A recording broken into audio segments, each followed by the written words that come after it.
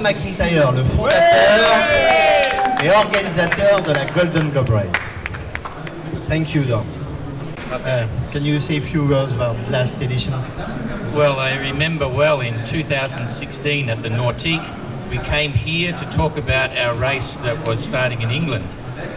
And 9 months before the start of this amazing adventure, the Golden Globe, we found out where our real friends were and we moved to Les Sables d'Olonne. I am very happy. And I said at the time, no, we don't know what's going to happen. The world has never seen anything like this before. And it was true. The Golden Globe race is more than just a race. It's the longest, loneliest, slowest, most daring challenge for an individual in any sport in the world. And it's full of human stories. It's the stories that make the Golden Globe, and there were many. Our independent media analysis of the race was nearly over 200 million euros because the story sold itself. And I mean, you know the story, but what I want to say is how happy we are and how privileged we are with this amazing friendship with Les Sables d'Olonne that is born on trust and a passion for adventure in the oceans. Yeah, we only had 5 finishes, but there were 18 amazing stories.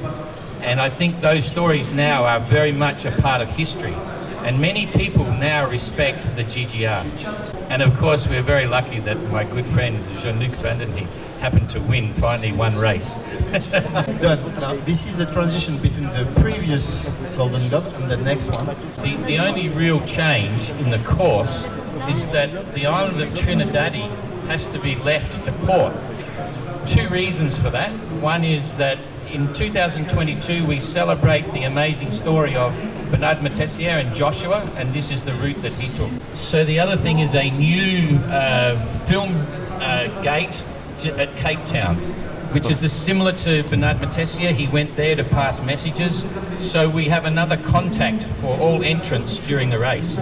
We will never change the spirit of the GGR. It's for the entrants, but we made nearly 150 small changes from experience from the last race.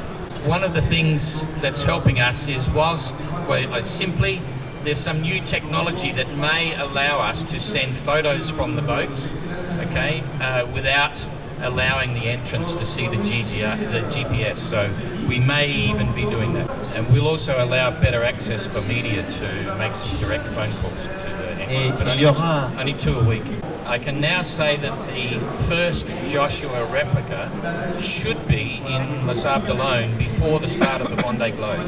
Okay, this is the entrance list from November the 1st. Arnaud is our only French entrant. We only have 1 French entrant. we have 7 UK entrants. So we have 2 winners of the GGR, an Englishman and a Frenchman. Who's next? Daniel Gatt is from Malta. He has the support of the yachting industry in Malta. Very excited about this entry. One of our younger sailors. Ertrin was our first retiree in 2018. He just didn't feel comfortable and missed the family, so he retired in 1 week. But now he's much stronger, much more prepared. We're excited to have Ertrin back. Gaurav Singh, he's actually an Indian, but he lives in Canada, so he's a Canadian entry as a Barber 36, and he works for Google, and quite an interesting guy. Giulio Canti, he's an Italian, 51-year-old. He's got a Vancouver 34. American, he's out there to win, you know, he wants to be the first American to win, but it's a long road to the finish. Guy Waits did the Jester Challenge across the Atlantic in a very small boat. He's done a previous Clipper race, and he's now a skipper on Robert Knox Johnson's Clipper race around the world, so that's his training run for the GGR.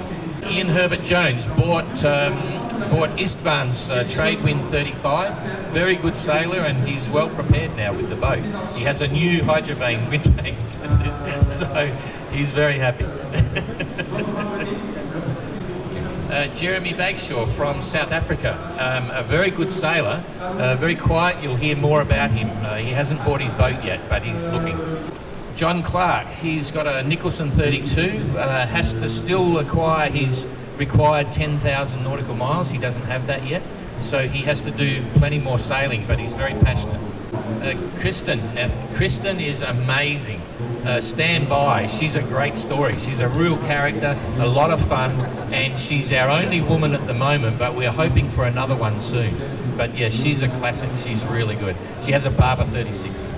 She's a formidable sailor as well. She's done hundreds of thousands of miles in the Atlantic, in the Antarctic, and the Arctic, and she's a tough nut, but she's a beautiful young lady.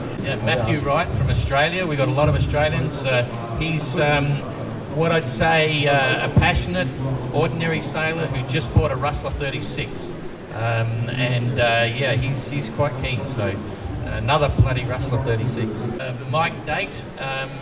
Again, he's got an interesting story, but he's bought a 32-foot double-ender, refitting now, and he's going to probably ship his boat to the start. So he's a good sailor. He bought my business many years ago. Michael Davey. Michael Davey wants to win this race. He's the single most serious entry at the moment in terms of preparation, and he's a very good sailor. He bought a Cape Dory 36, shipped it to New Zealand on a ship, refitting, sail training, ship it back. He's going to be interesting.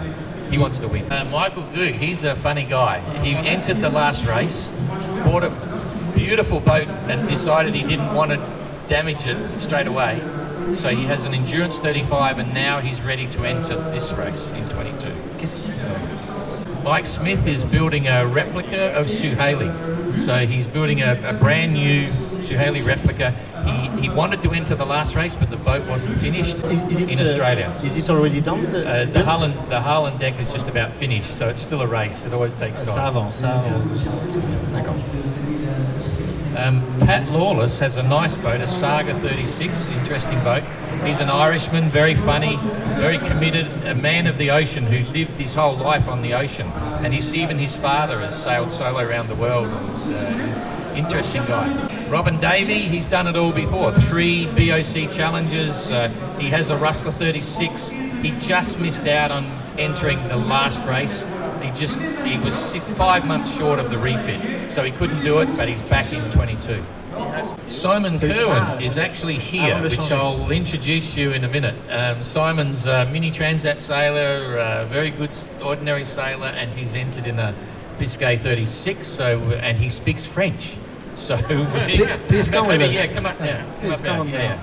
Very good sailor, so we're quite happy to at least have a French-speaking UK guy. Bon, merci Don.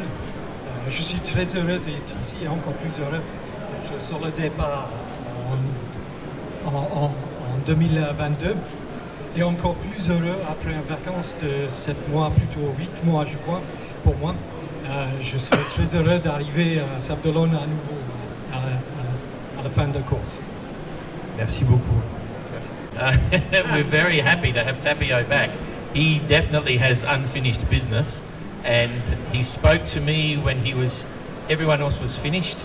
He's sailing up the Atlantic and he says, Don, I'm not sure what I'm going to do. I don't think I want to sell the boat. So now he has re-entered again. There is a few other 2018 entrants that are probably coming back. We now have 26 entrants. We're 998 days from the start and we have 26 entries already. And 3 are confidential, but I can say one of them 3 sont complètement confidentiels, mais il doit dire que 80 years old when he crosses the start line, and he is probably fitter than me. He's a big 80, very tough sailor. The confidential entries are confidential for a reason, and part of that is because of who they are. So we're very excited. The colour of the entrance is starting to build already. There will be many characters, just like last time. C'est après ces images toujours émouvantes que je vous propose de signer le partenariat entre Don McIntyre et la société Ocean Frontiers et la ville et l'agglomération des Sables-d'Olonne. Et puis c'est un petit moment symbolique et solennel que cette signature, mais on n'avait pas eu l'occasion de le faire depuis la décision de l'agglomération et de la ville, et donc nous allons pouvoir le faire maintenant. Please, Don.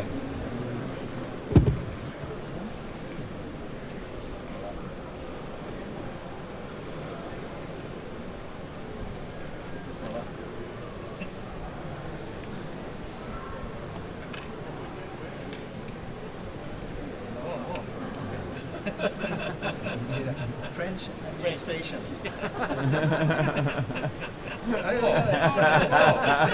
This is bigger than our notice of race. There's no strike on papers. Yeah, exactly. Okay, that's it. Il n'y a pas de grève sur le papier. Station française. Ça, c'est culturel.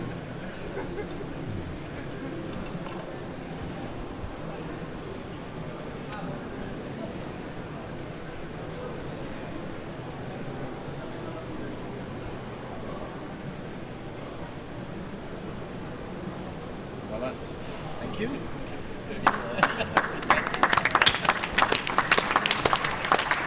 Est-ce que vous avez des questions à nous poser ou à un autre, à Jean-Luc, au grand vainqueur, à Don ou à moi? N'hésitez pas, c'est le moment. Are the rules on the boats have changed? No, the boat styles are the same, but some things to do with the mast and rigging have been released. In other words, we had some restrictions before on the mast and rigging, for instance, but now it's all free as long as the lengths are the same. And there are some different designs, but all with the same concept. There's some new designs coming in. How many boats in the Joshua class? None yet, but I have what I can say is we have two very serious sailors who first want to sail the boat, and to do that I need to build the boat and give it. The boat is 1/3 complete, and there are two others that may be. So the demonstration boat will be here in Les Sables d'Olonne before the start of the Vendée Globe to show the media and the people and the sailors. There could be a maximum of 7 Joshuas. Dans la classe Joshua, il y a un maximum de 7 places pour Joshua. Yeah, maximum. You allow the transmission of pictures by the entrance, so the technology is allowed, or? Okay, the situation is that there is some brand new technology which will be introduced to everyone in boating later next year. And what it will mean is, it's for the first time, as the race organiser, we can control the screen so the entrant can't see the GPS coordinates. L'idée, c'est que l'organisateur de la course. So yes, we will, if it's confirmed, allow satellite image from the entrance to race control, but not whenever they want. It's for special occasions, special event. If something happens, we can say, send us a picture please, it's a big story, and boom. So yes, a little bit of technology, but we have a huge GGR family, and they're saying they would like to see a picture if something dramatic happens. Yeah, hi. Question for Don. I'm Ted Ansbach. I'm a French TV producer. You're talking about pictures. Did you ever consider doing video footage? What kind of access will we get to that footage, if any, actually? Okay, I'm going to answer this in depth. Most entrants had a video camera last time. Okay, but it was restricted until after the race. Many entrants didn't use those cameras because they were too busy. Okay, so in 22, as long as they can't read a GPS on the camera, any video cameras or drones are allowed. That's the first thing. And then we can pick those up at the film drops. Okay. Okay, that's the first part. The second part is we are confident we will have a major partner for the next GGR, so our team can be bigger. We will have a video team and an editing team, and we will get the VNRs out really fast. Okay. All that stuff. Okay, it'll be changes. The other thing I'd say is it's now compulsory for the entrant to shoot video. Of course. And they have to give us a minimum amount of hours of footage, or they get fined. But the good news is these entrants now know what to expect. In 2018, they were all busy comprehending what's going to happen. The 22 entrants, they want to shoot video. They want to tell their story. They have a perspective, and so it's changed.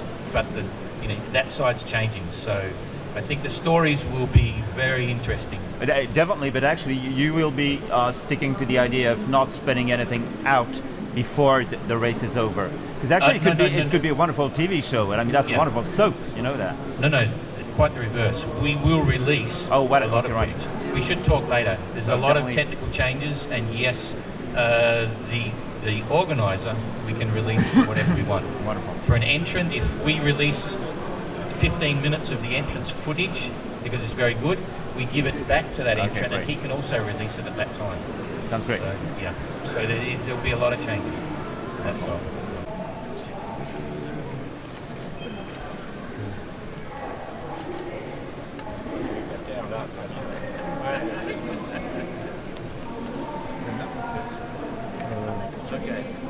Merci. Merci.